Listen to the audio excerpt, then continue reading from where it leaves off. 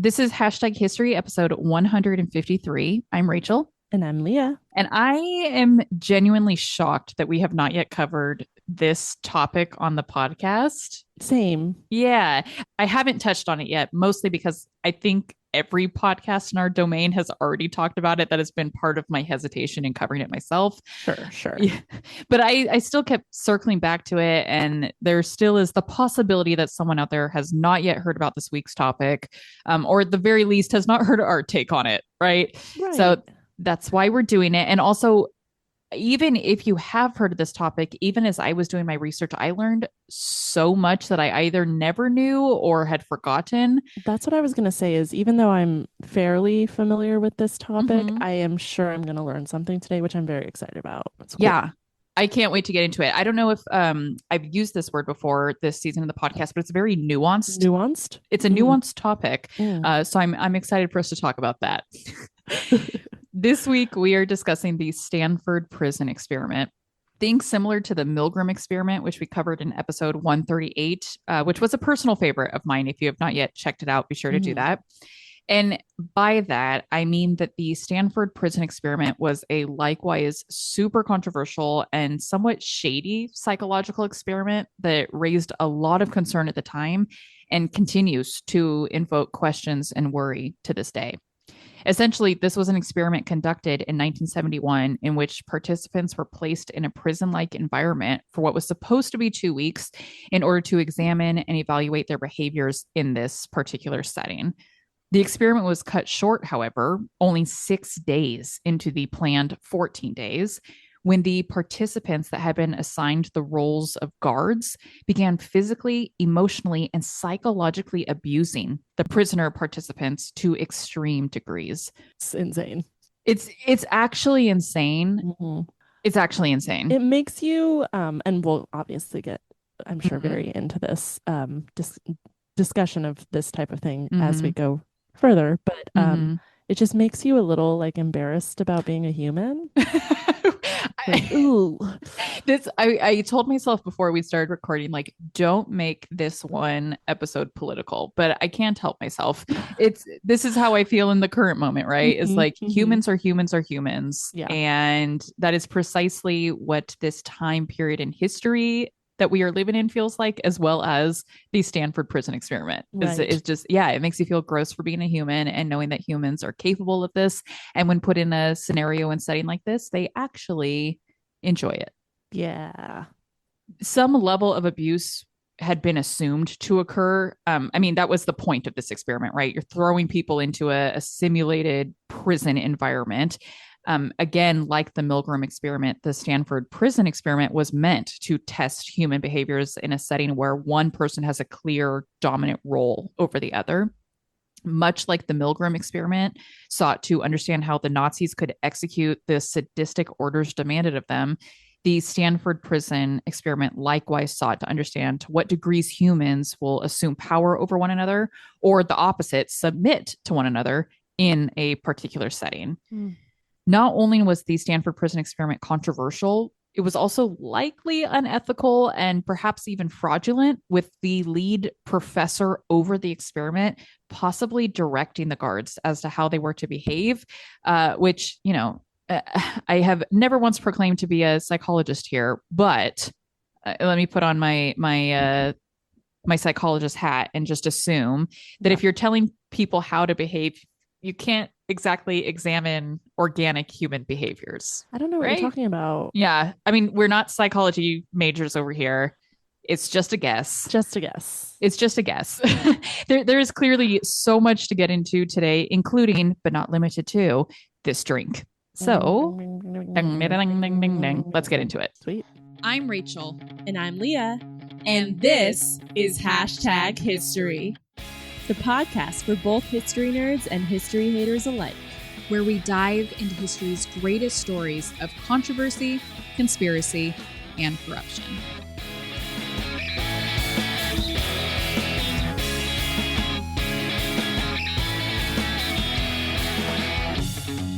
Okay. Thank you again to our dear friend Jackie, who has sponsored all of our cocktails thus far this season. Thank you, Jackie. So generous. Thank That's you. Very generous. Thank you. How many did you do total? I actually don't remember. This might be the last one. It was Okay. like 3 or 4. Okay. Thank you, Jackie. Well, thank you. Yeah. First, I tried looking into a cocktail just named Stanford, and the first one I found was a drink made entirely of cognac, sherry, and bitters, which did not meet my personal needs for this cocktail to be palatable today. I wasn't expecting you to say palatable. I was expecting you to say like big. I need a big drink today. That's also true. Because that other one sounds like it was probably a small drink. Right. But instead, I decided to find a cocktail based on the general location of this week's topic. I like it. The Bay Area. I like it. Which, for those of you not from California, that's the Bay Area, like the San Francisco Bay Area. Apparently, some people, if you say Bay Area, they don't know what you're talking about. Also, if you're not from California, everyone just assumes that we are in the Bay Area when we say we're from Sacramento. I mean, you're like, oh yeah, you're right. Some people think we are. I know. Some people consider Sacramento Bay Area, which is silly. Which is silly. We have nothing in common with those people. But also, I mean, really, like everyone that's out of state, when I say I'm from Sacramento, they're like, "Oh, you're in the Bay Area. You're right by San Francisco." I'm like, that is in a good traffic day, a 2-hour drive. Yeah, it's like, yeah, it takes me the same amount of time to drive to Tahoe. Right. So... Right. Yeah. So I found a really cool article on a website called crawlsf.com, which listed the various drinks actually created in San Francisco, the city as locals call it, or the Bay Area as a whole, including, if you can believe it, the martini, which was created in Martinez in 1849. Well, that makes perfect sense, and I did not know that connection. Yeah, the Mai Tai, which was created in Oakland in 1944. Damn. And the cable car, which was created in San Francisco in 1996, among others. Oh my gosh, the Bay Area is just alive with cocktail ingredients and recipes. Know. Wow. But this time I decided to go with the tried and true classic, the tequila sunrise. I genuinely can't wait. Yeah. I love tequila sunrises. Tell me more. Well, I will tell you more. Thank you for asking. This used to be like a go-to. Really? Yeah, because it's so easy. Yeah. It's 3 ingredients and it's things I almost always have available. And for whatever reason, I don't know the reason. For whatever reason, we just haven't bought orange juice in like a long time. Yeah, we just happened to have orange juice this week, so that was another reason why I chose this one. Perfect. But so I'm so excited because this used to be just like a go-to for me, and I have not had one. I don't even know how long, maybe a year plus. Oh, because longer than that for me. Mine's probably like a year. I'm bordering on a year. Again, just because we haven't had orange juice. So this used to be a drink that I had all the time, but I've not had in a long time. So I'm super excited. Too. It's beautiful. Yeah. So according to the article, when Mick Jagger from the Rolling Stones went to the Trident Bar in Sausalito, California, which is just across the bay from San Francisco, in the 1970s sometime, bartender Bobby Lazoff suggested his cocktail creation, the tequila sunrise, to Jagger, instead of a traditional margarita. The band went on to call their next tour the Cocaine and Tequila Sunrise Tour and popularize the drink from there. I had no idea. I had no idea either. Have you ever been to Sausalito too? No, I haven't. I love Sausalito. It's so pretty. How close is that to San Francisco? It's the Golden Gate. You cross the Golden Gate and you take a right and you're in Sausalito. You can take ferries too to San Francisco, which is nice. No, I'm lying because I have been to the Bay Area Discovery Museum and it looks like that's in Sausalito. Oh, okay. But I haven't like roamed Sausalito. There's not much to roam. It's pretty small. Okay. Every time I go to San Francisco, it's either for a show or it is for Fisherman's Wharf. Oh. I'm almost always in the same area every time I'm in the city. Yeah, same. Okay, so what is in a tequila sunrise for you weirdos who don't know? It's tequila, orange juice, grenadine syrup, ice cubes, an orange slice for a garnish, optional, I did not do it, and a maraschino cherries for garnish as well. And then you mix the tequila and orange juice in the glass, and then you slowly pour the grenadine down the side of the glass so it creates this like ombre color of the orange juice mixed with the like pinky reddy grenadine. And gosh, it's just pretty. It's beautiful because when I was reading your instructions, I didn't realize this. grenadine is denser, so it does sink to the bottom. And even after you mix the drink, like it loses, It'll settle. It'll settle. Exactly. Yeah. It loses like some of that gradient, but not entirely. Like I've mixed mine up and it's still much darker on the bottom than on the top. It stays really beautiful the entire time you're drinking it. Yep. Oh, and one fun tip. If you're not into OJ, which sometimes I'm not, actually often I'm not, pineapple juice is a good sub. I love orange juice, but I also love pineapple juice, and I've never tried that. Oh, it's so good. Is it called something else? Do you know? I don't know. It's do pineapple juice instead. Whatever the heck I want to call it that day. It's called the Stanford Prison Experiment. There you go. Perfect. All right. Okay. Cheers. Cheers. So good. I might have put a little too much tequila in mine. I have the same thought. But that was also part of my saying this is so good. Yeah. All of my cherries sunk to the bottom too. Oh. Here we go. This is so good. This is a 10 for me. Really? 8.75. I wish you all could have seen the dance that went with the rating. Yeah. It's so good. I love it. And half of my drink is now gone. It's so good. Well, you do need to talk a lot. You're right. I should just pound it all. Just pound it. Right now. Okay. Yeah. All right. This story all begins with Philip George Zimbardo, the psychologist and professor at Stanford University that came up with this experiment. Zimbardo's primary motivation in conducting this experiment was to be a dick. Was to be a dick and to impress one of his graduate students. I'm kidding, but not really. Oof. Yeah, we'll get there. His motivation in conducting this experiment was to see if people would behave differently if placed in a different setting and in a different role. So, for example, I have learned this about myself. I am very much a person that adjusts to the setting that I am 100. In. Me too. Big time. And probably most humans are, but I am like big time like that. Me too. Yeah. The examples that I can think of right off the top of my head for me are settings where like no one is taking a lead. And so I overcompensate for that. There's lots of emphatic nodding going on. Yep. But then in scenarios where someone else is actually, believe it or not, taking the lead, I'm happy to take a back seat. Yeah, there we are. I share my input where I feel it is needed. And then I just stay put otherwise. Yeah. Right, is that kind of the examples you're thinking of as well? 100%. The one very specific example that popped to mind was anytime I go anywhere with Nico, like on vacation or something, I become a helpless little baby. Yeah. What is west? What is east? But just because, I know he's got it. He's doing it. So I don't need to do it. Whereas like if I go travel by myself or something, which, I do semi-frequently for work, no problem getting myself where I need to go. That is a perfect example. And I think that you are the person that overcompensates in our relationship also with travel, because I think of the times when I've traveled with my husband or traveled with you and I am a helpless baby both times. Like, what are we doing? Where are we going? Who brought the phone charger? Do you have extra toothpaste? That's so funny. I don't feel that way with you. I do. Okay. At least the scenarios I'm thinking of are like Disneyland. Like for sure, the hotel we're staying in. That's probably true. The coffee spot to hit on the way to the park. Yeah. And which ride we're going to first. And I'm like, I'm just here for fun. I'm just here for whatever everyone else wants to do. I love it. Yeah. So I think that's pretty human nature, right? Like another example I thought of that I'm sure most people can relate to is, say you are the lowest person on the totem pole and not much is expected from you. You might be like, okay, cool. I will just sit in this Zoom meeting and pretend to pay attention, but really I'm just scrolling on my phone the whole time. I've been there. But if you are in that meeting and then you find that no one is speaking up, it's so awkward. It's so awkward. And then you might also feel more inclined to speak up and actually help steer the project. Yeah. Those are normal everyday settings that I think most of us can relate to and agree that we adapt to certain scenarios and environments.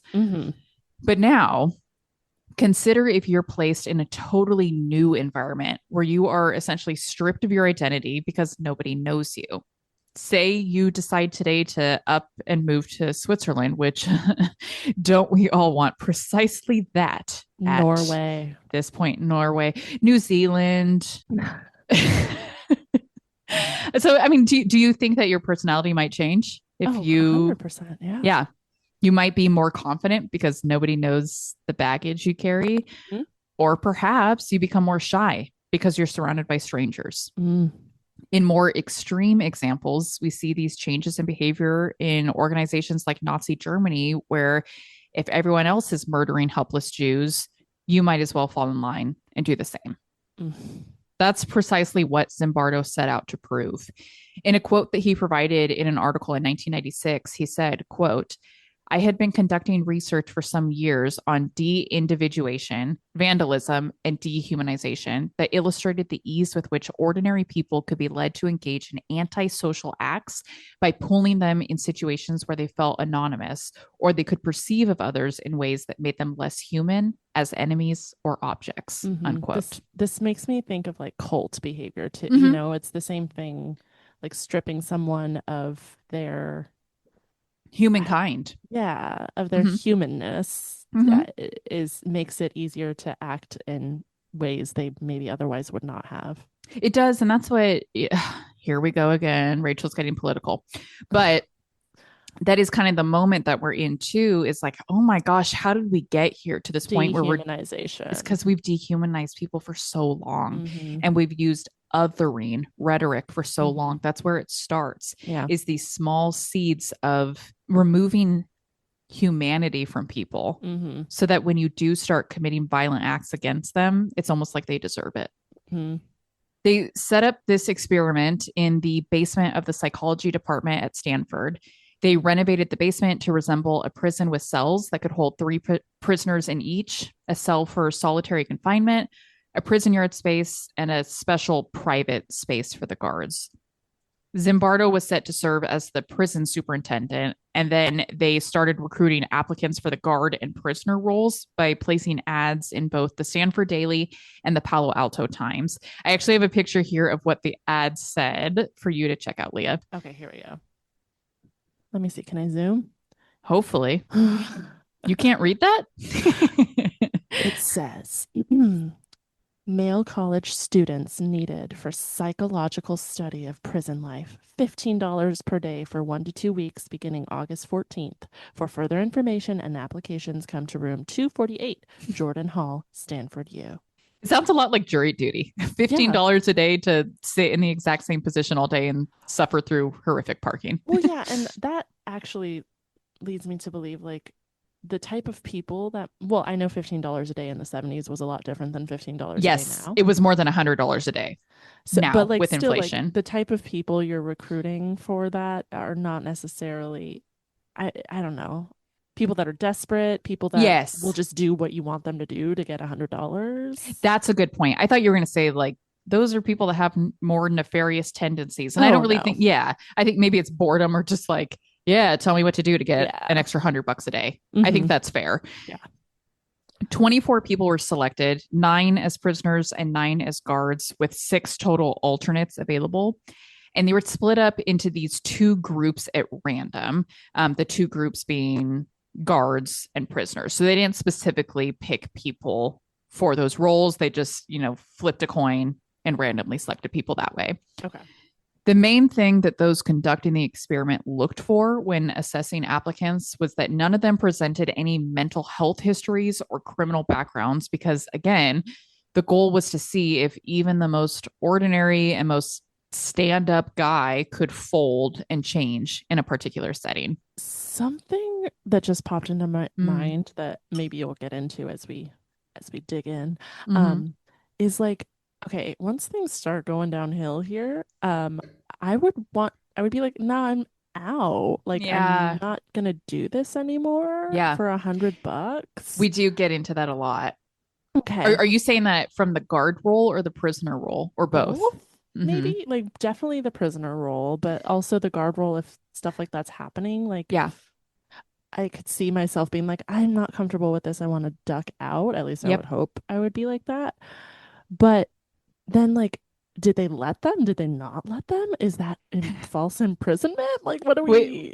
I'm so glad you're saying all these things, because we're going to get into all of those things. And actually, I mean, I'm just about to get into one of those things. when all of the participants signed on to do this, they signed a consent form that informed them that they would be taking part in a psychological study simulating a prison environment and to expect to feel some discomfort, right? Perhaps a lack of privacy, maybe even a small degree of harassment during the course of the study. But the form did tell them that they were free to leave the experiment whenever they wished without any penalty. Okay. These men, however, had no idea what was coming next. Mm-hmm. In August of 1971, a police car raced through Palo Alto, California, detaining and arresting 9 different men with the charge of armed robbery and burglary. These were real police officers in real police cars that detained these men in their homes and in public spaces, searched them, handcuffed them, and threw them in the back of their cars.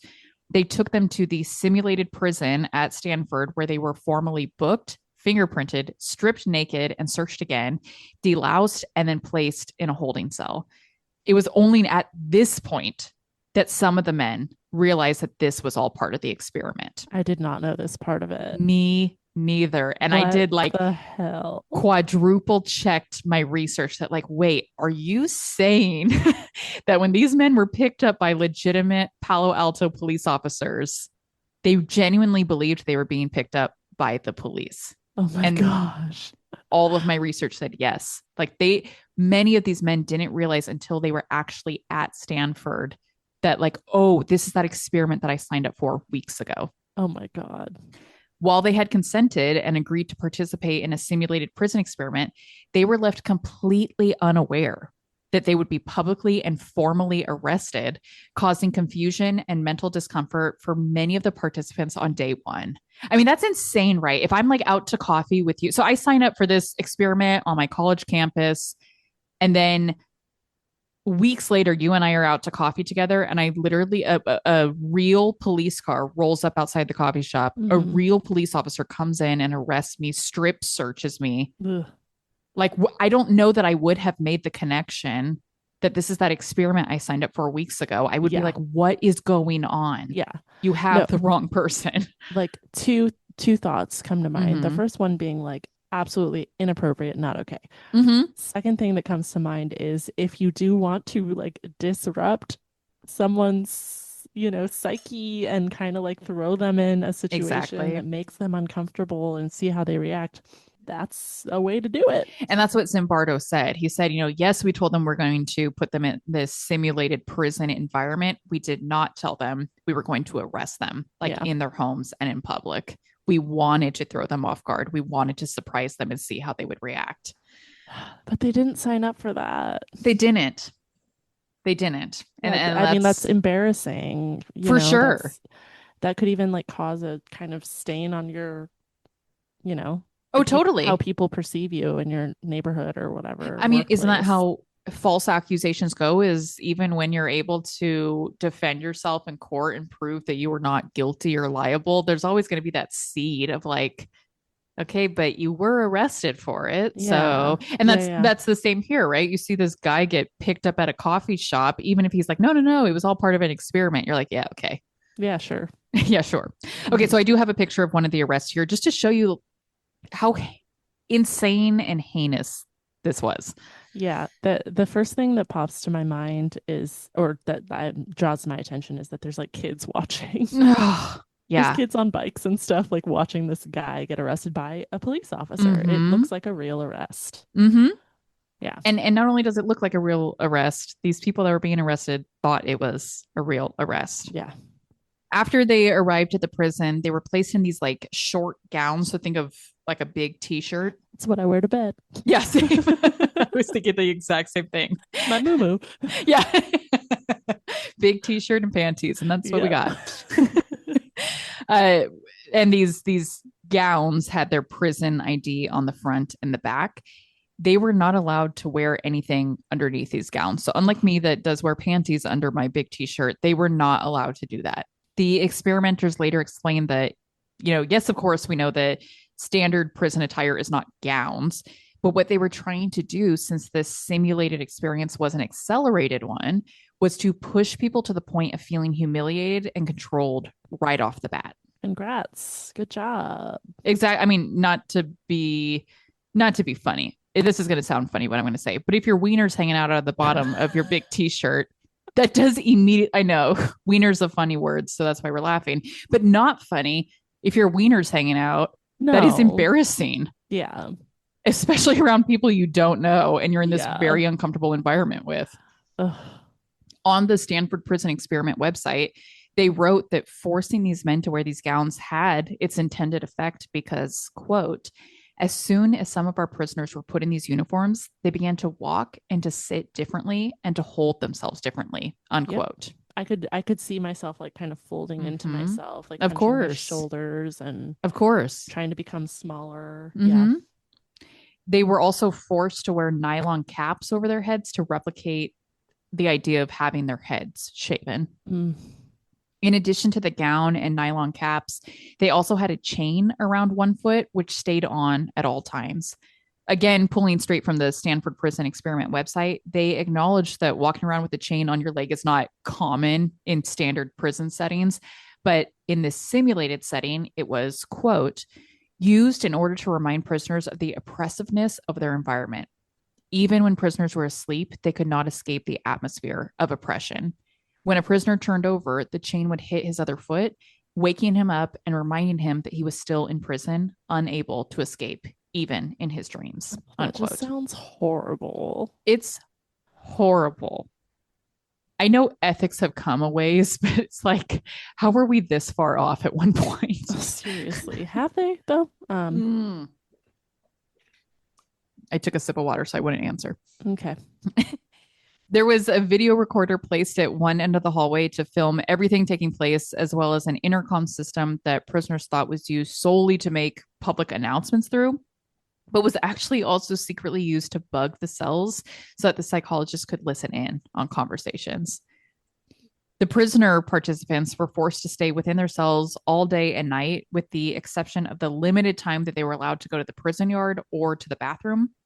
Though when let out to use the bathroom, they were forced to wear blindfolds so that they could not memorize how to get in and out of the prison.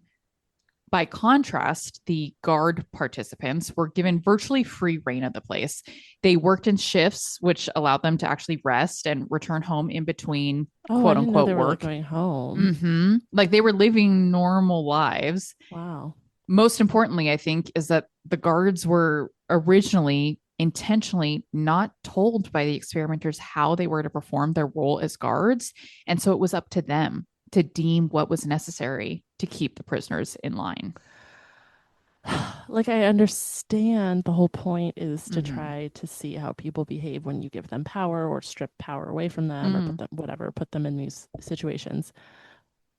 But it's also like they're going so beyond like reality that it just I don't know. Yeah. Like no guard in any prison system anywhere would be told explicitly you have free reign to do whatever the fuck you want. Like that's insane. You would not be untrained. There wouldn't be no rule book protocols, even if policies. Even if you don't actually follow it and no one actually gets you there's rules there. Like yeah, whether you follow the rules or not, they actually do exist at a minimum. Yes. Yeah. Yeah, like I because you and I are similar in this regard, where like when something very similar in this regard, as recently demonstrated when we went and saw a movie together and there was an awkward exchange happening in the road in front of us in the movie theater where neither of us could even look at the awkward exchange because it made us so uncomfortable. You couldn't even look at me. I was looking past the awkward exchange, trying to see Pedro Pascal's face to take away from he wasn't discomfort. on the screen for quite some time. He was not even on the screen. My God. Because we have that in common, I think you will relate to this. I couldn't be paid enough to watch this experiment happen. No. Because it is so uncomfortable. Hearing about it is hard enough. Yeah. Being here right now, 50 years later, discussing it is indeed hard enough. Yeah. I agree. Now, it's really important to remember that the Stanford Prison Experiment wasn't conducted solely to assess the change in behavior of the prisoners. I think a lot of people mistake that as the sole purpose. Right. Yeah. I actually would think the opposite. Oh, okay. Yeah. Well, yeah, I think that's fair because a lot of the uh, motivation in conducting this experiment was to explain Nazi Germany Yeah. Yeah. and to understand Nazis. So versus the guards in this scenario. And there's something to be said about, I feel like we understand maybe less of, or it's less common to hear about like the atrocities of people in power doing Mm. something because they've been placed in power and they've been given authority and then they take advantage of that versus like, I don't know, everyone can relate to feeling powerless Oh, yeah. and everyone can relate to like, you know, in some small way, just like having lost power or having lost a sense of autonomy. Like, Mm. so I don't know. I feel like Yeah. I'm more interested. That sounds bad, but more interested in hearing about the other side Yeah. because it's unusual. I think you were, I think that's perfectly right that we can all relate to maybe the prisoner role and Mm-hmm. not so much the guard role. But you know, this experiment did have dual purposes. One being Mm-hmm. assessing the prisoner role, Mm-hmm. but the other also being, you know, assessing the behaviors of the guards who now all of a sudden were given complete freedom, Mm-hmm. autonomy, anonymity, and power to control the scenario however they saw fit. The guards were given khaki uniforms and sunglasses that they wore at all times that allowed them to appear emotionless and anonymous. I know that I have felt that way before when I am wearing sunglasses. I actually have Totally. a distinct memory of thinking that I was wearing sunglasses that you could not see my eyeballs through when I was at summer camp once. And so I was genuinely staring and gawking at this guy from my church the entire time our I feel group like was I in the remember you pool. telling me Oh, this. and then of course, you know, I later found out that those glasses, which were likely purchased from the Dollar Tree, were in fact see through. So Right. Right.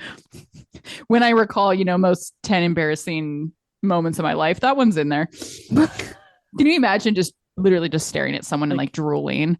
Yeah, exactly. But thinking that you were incognito when I mm-hmm. was, in fact, not. Right. The first day of the experiment passed without incident, but things would go to shit the very next day. Because roles hadn't really been established yet at this point, I think the people in the roles of the prisoners were definitely attempting to assert some dominance or, at minimum, some independence. And so they started taunting the guards by taking off the quote unquote prison issued attire, like the stocking caps and their inmate numbers. They refused to leave their cells to go to the yard when assigned. They ignored wake up calls from the guards and they all holed up in their cells, placing their mattresses against the doors so that the guards could not get in. And like I already implied, this is when all hell broke loose. The guards on duty decided to call in some of the off duty guards so that there would be a more intimidating force. And once they were all there, the guards then grabbed fire extinguishers and started shooting them at the prisoners. When they were able to gain access to the prisoners, they stripped them naked and removed the mattresses from their cells. That They, already, I'm like, no. Ah. I know. And No, it's no, like, no. I know the point of this experiment is to like watch how things naturally and organically unfold. But again, because you and I have this in common, this would be the point where I'm like, fire extinguisher. Yeah, fire extinguishers are coming out. That's the Dicks are hanging are swinging wild. dicks are hanging. Fire extinguishers are being blown. This is going to be a no from me. Yeah. They started playing with the prisoners mentally and pitting them against one another by rewarding those that had played only minor roles in the rebellion with things like, well, I don't know, basic necessities like food, their mattresses, permission to brush their teeth, and access to the bathroom. Things that were not afforded to the prisoners that the guards referred to as dangerous. Literally, they forced many of the prisoners to urinate and defecate into buckets kept in their cells, as opposed to allowing them to get up and use the actual bathroom. And they would also refuse to let them empty out the buckets for hours, causing the whole place to smell. This is where I'm like, as the prisoner, I'd be like, well, I'm done with this Yeah. now. Yeah. We're gonna get there a touch later.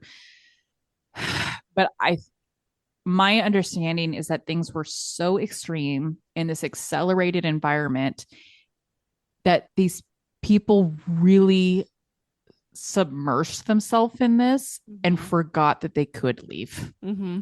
And we'll see that. There's going to be a couple examples of that later where people actually forgot that they were not real prisoners and that they actually had agency. Yeah, and the whole arresting them out in public kind of lends itself to that. Like, yeah, I know you signed a thing saying you were going to sign up for this experiment, but like all that kind of lends itself to forgetting you're part of an experiment. Absolutely. And that was the point of of Zimbardo and the other psychologists that were running this experiment. Well, kudos to him for being such a horrible person that he could, think through that and mastermind this whole thing. I did not know where that was going. You're like, kudos to him. So I thought you were actually going to give him a compliment. Like, no, kudos to him for being a horrific human being. Yes. Kudos to him for having no morals, because I certainly could not do this. Seriously. To continue this psychological warfare that the guards were masterminding, they would then switch out the quote unquote good prisoners with the quote unquote dangerous prisoners, bringing the dangerous prisoners into the nice cells and giving them special privileges while the good prisoners went without. And again, this is where we're never going to get through this episode. This is the point of the episode. It is nuanced. There was lots to say. But like knowing you're part of a psychological experiment, like I feel like that also emboldens someone to do this type of thing that maybe they wouldn't normally. Like, yes, I've been given power. Yes, maybe I'm going to treat people like shit or whatever, but like to actually like you said, mastermind this whole like psychological swapping places to kind of like throw them off more. Yeah. I wouldn't think to do that unless I know I'm part of a psychological experiment. Yeah, I think you're absolutely right that they were certainly considering the psychological impacts of their decisions versus just like whatever you got to do in the moment to get people in line and listening and obeying. Yeah. Like this was definitely thought through. And I'm sure that you already know why, but why do you think that the guards would do this swapping, Leah?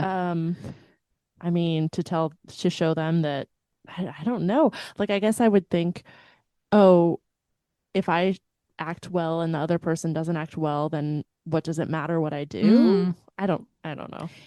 What I concluded is that they're trying to make it so that you trust no one, right? Yeah. And you don't trust each other because, of course, no one trusts the guards. We know that. But if you also can't trust one another, you can never group up and fight against the guards together as a united force. Yeah. Yeah. Because that's what they were doing when they were swapping people out. They're like, wait, why does that guy get to have a nice cell? Is he snitching? Is he is he an informant? Yeah. Is he buddies with the guards? Oh, yeah, totally. That makes sense. And then for that guy who was purely innocent, then he returns back to his other cellmates and is ostracized by them for no reason or no good reason, no valid, true reason. By the third day, the first prisoner did abandon the experiment. Yeah. A man named Douglas Corpy began having what appeared to be a mental breakdown, screaming, quote, "I can't stand another night. I just can't take it anymore," unquote. Zimbardo released Corpy, again, believing that he was truly having a mental breakdown. But Corpy has kind of changed his tune over the years. In one interview in 1992, he stated that he did indeed have a mental breakdown during the experiment. But then in a 2017 interview, he said he had actually faked the breakdown because he really needed to get out to study for his graduate record exam. Who knows? Maybe both. Maybe a combination of the two. Nuanced. I really don't know what my opinion of that is. I can certainly see someone having a genuine mental breakdown, which someone else will. We will get there. And I can see him maybe being embarrassed and being like, no, I didn't have a mental breakdown. This is why I did this. But I can also see him maybe coming to his senses and being like, I don't actually have to be here right now. And so I'm going to leave. On day 5 of the experiment, the team had planned for family and friends to come visit the prisoners, much like in an actual prison environment. The guards cleaned up the prison, washed and groomed all the prisoners, had music playing when family was visiting, and so on, all to insinuate the idea that these men were actually being held somewhere nice and were not, in fact, being abused and forced to sleep in their own filth. It had quite the opposite effect, though, with many of the parents reporting upon leaving the facility that they intended to contact attorneys about the abuse that they had witnessed. Yeah, I mean, it doesn't matter if you wash the poop out of the room, it still smells like poop. I know this on firsthand because I have a 1-year-old. I know this from firsthand experience that when your child vomits in their crib, it will smell like vomit for a week afterwards. Yeah, it doesn't just go away. Right. The prisoners' loved ones weren't the only ones that visited that day and were appalled by what they saw. In fact, there were 2 other people who also visited the prison on that same day, and they were one, a fellow psychologist and colleague of Zimbardo's, a man named Gordon Bauer, and then later, Christina Moslach, a graduate student in Zimbardo's psychology program, and his future wife. Oh. It was not totally clear in my research when exactly they started dating. It sounds like they either had very recently started dating prior to the Stanford Prison Experiment or that they started dating shortly thereafter. Ew. Yeah. Either way, both of these professional visitors would make a world of difference in the future of the study. For Bauer, he began asking Zimbardo some more scientific psychological questions, such as what the independent variable of the study was. And this was a bit of a wake-up call for Zimbardo, who later admitted that he had become so involved in the experiment, so immersed in his role as the prison superintendent, that he had quite literally forgotten what the objective of the project was in the first place. Yep. Zimbardo found that over time, as he assumed his role in the prison, he was influencing the experiment and the behaviors of many of the guards. Moslach, too, questioned Zimbardo's ethics by telling him that she was so alarmed, not only by the experiment and the abuse she was witnessing, but also by the way he was behaving and the ways in which he had changed since starting the experiment. And then she went on to marry him. No biggie. And then she married him literally a year after these experiments. She watched as the guards forced the prisoners to do unprecedented numbers of push-ups, wear bags over their heads, scrub the toilets with their bare hands, and throw prisoners into solitary confinement for hours, even though they were only to be held there for an hour max. And then watched as her semi-hot psychology professor enabled and participated in the abuse. That's icky. It's super gross.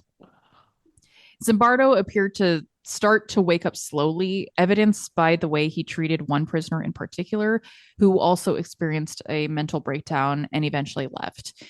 This is going to be a bit of a long quote, but I think it's important to read this whole experience from Zimbardo himself, mostly because I think it speaks to how immersed they all became in this experiment and how the accelerated manner of this experiment caused so many of these men to be stripped of their identity so quickly.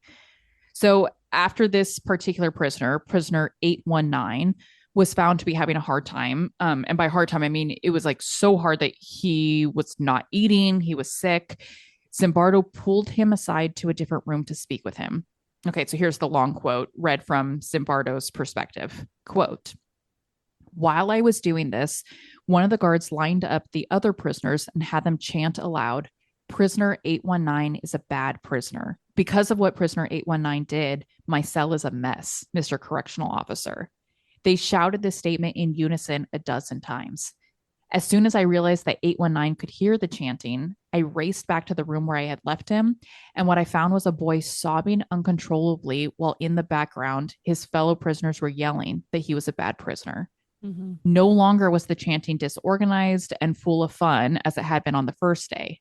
Now it was marked by utter conformity and compliance, as if a single voice was saying, 819 is bad. I suggested we leave, but he refused. Through his tears, he said that he could not leave because the others had labeled him a bad prisoner. Even though he was feeling sick, he wanted to go back and prove that he was not a bad prisoner. At that point, I said, listen, you are not 819. You are," and then his name's been redacted from the record. Mm-hmm. "And my name is Dr. Zimbardo. I am a psychologist, not a prison superintendent, and this is not a real prison. This is just an experiment, and those are students, not prisoners, just like you. Let's go." Mm-hmm. He stopped crying suddenly, looked up at me like a small child awakened from a nightmare, and replied, "Okay, let's go." unquote. Wow. I believe, if I'm remembering, this is about day 5 when this Yeah. happened. This experiment was so accelerated that 5 days in, this guy, even though he had signed a consent form saying, I can leave whenever I want with no penalty, had forgotten he was not indeed a real prisoner, had forgotten that the psychologist in charge of this was not a real prison superintendent, had forgotten that he could leave of his own accord and free will. Yeah. It's really disturbing stuff. These people really forgot where they were, forgot that they were not indeed prisoners, and forgot that they could indeed leave. Even when simulated parole hearings were held for the prisoners agreed to go back to their cells while the fake parole officers debated whether they would release the prisoners or not, when the prisoners could have just left on their own anyway. And because this experiment truly was, in my opinion, so evil, some of these paroles were not granted, causing one prisoner in particular to break out in a psychosomatic rash across his entire body. Oof. It's really wild and really, really awful. Based on this experience, and most specifically Moslach's reaction, which, I mean, of course, right? It wasn't the other psychologist or the family and friends or the lawyers or the firsthand accounts that made Zimbardo reconsider the experiment. It was because he didn't want his romantic interest graduate student to not like him anymore. Right. Zimbardo decided to end the experiment early. The Stanford Prison Experiment, originally intended to be a 2-week-long experiment, ended after only 6 days. Perhaps no surprise, but Zimbardo found that while all of the prisoners were grateful for the early end to the experiment, many of the guards were upset about it. Ooh. Super, super gross. Yeah. I think it speaks to the political moment we're in, that many of these men that have the loudest rallying cries, it's because it's the first time that they felt like men in their lives. I mean, it's the truth. Yeah. It's like, if and when, Lord willing, the day comes, they're going to feel emasculated once again. Yeah. And it's not just emasculated or a question of feeling like a man. I think it's power, which obviously kind of goes hand in hand with patriarchy or whatever. It does. But yeah, I think it's all about having power that you didn't previously have. Yeah. And that you don't feel that you can have without someone giving it to you, that you could never attain on your own. Despite the many ethical concerns, the Stanford Prison Experiment proved what Zimbardo sought to prove, that people conform to their environments and they assume their assigned roles, even to the most exaggerated of degrees, based on the situation they are in. For example, he found that while not all guards were quote unquote bad, and by bad, I mean the guards that were physically and psychologically abusing prisoners, even if you were not one of these bad guards, you still sat idly by and allowed for the abuse to occur. And still participated even on the fringes, but I mean, you still were there. Exactly. This speaks very much to Nazi Germany. Did every single Nazi soldier incinerate helpless children? No. But did they all allow for that to happen? Yes. But there are also psychologists that do not believe that the Stanford Prison Experiment proved this. Other more ethical studies have been conducted to replicate that of the Stanford Prison Experiment, and they have found drastically different results. For example, in 2002, the BBC conducted a televised prison study led by social psychologists Alex Haslam and Steve Riker, in which a simulated prison experiment was created, and found instead that the guards in their experiment did not unify and become abusive, that the prisoners did not isolate and de-identify, and that authoritarian structures did not automatically develop. This experiment was conducted much more ethically, however, with daily check-ins with the prisoners, which served as reflection time for them and also reminders that they were indeed a part of an experiment. Is that why Zimbardo's experiment found different results? Yes, 100%. Yeah. Is it because the guards felt pressured or even simply enabled by Zimbardo and others conducting the experiment? Is it because prisoners were manipulated and encouraged not to leave, even though the release form they had signed at the start of the experiment allowed for that? is that because the prisoners were not regularly reminded that this was indeed an experiment, but rather were psychologically tortured and physically abused day in and day out. Yeah, all of the above, yes. All the boxes have been checked. This isn't the conversation to have today because we could be here forever. And listen to this note I put in here. I've refrained from getting too political thus far. I've literally mentioned politics 12 times. But to not get more political, to not be here for hours and hours, to not debate an ethical concern that honestly I don't have the answers to. But the Stanford Prison Experiment highlights more than just concerns about how to conduct psychological experiments ethically. It also raises concerns about how we house inmates ethically. Totally. And is prison the right place for human beings? Mm-hmm. Can we ever expect any form of rehabilitation when we treat people inhumanely? Mm-hmm. And of course, I know this conversation is so nuanced because we don't care about rehabilitating child rapists, right? But for others, what is our expectation when people get out of prison?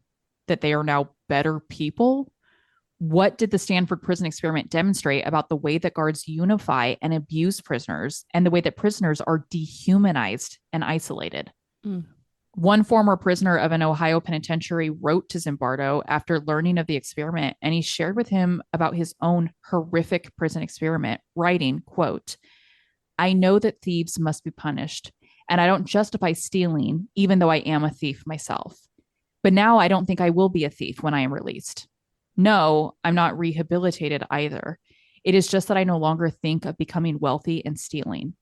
I now only think of killing those that have beaten me and treated me as if I were a dog. I hope and pray for the sake of my soul and future life of freedom that I am able to overcome the bitterness and hatred which eats daily at my soul. But I know to overcome it will not be easy," unquote. Have you watched Making a Murderer on Netflix? Yes. It's been a long time. Same. Yeah. Same. Now that I'm talking about it, I want to rewatch it, even though I've seen it like 12 times already. Mm-hmm. But it's the same concept, making a murderer. Stephen Avery was put away for something he did not do. Mm-hmm. And then he comes out and, in my opinion, commits a crime. I do believe he killed that woman. He would not have done. Yeah. Would he have not done it if prison hadn't fucked him up? Well, and I mean, that's true. You see that time and time again. People go to prison for, I don't want to say arbitrary crimes, but petty crimes,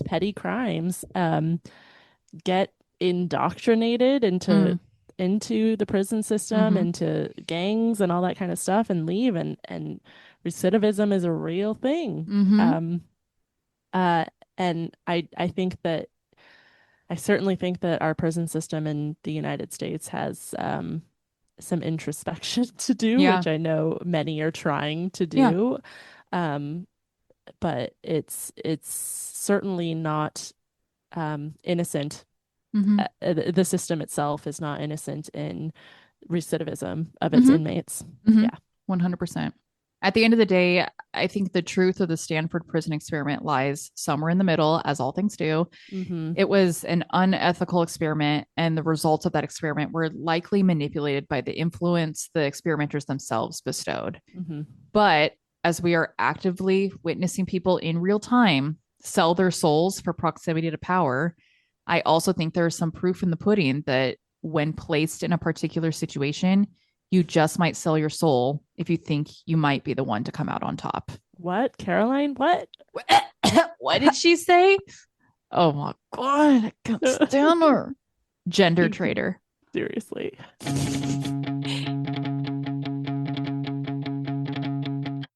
Thank you all so much for listening to this episode of Hashtag History.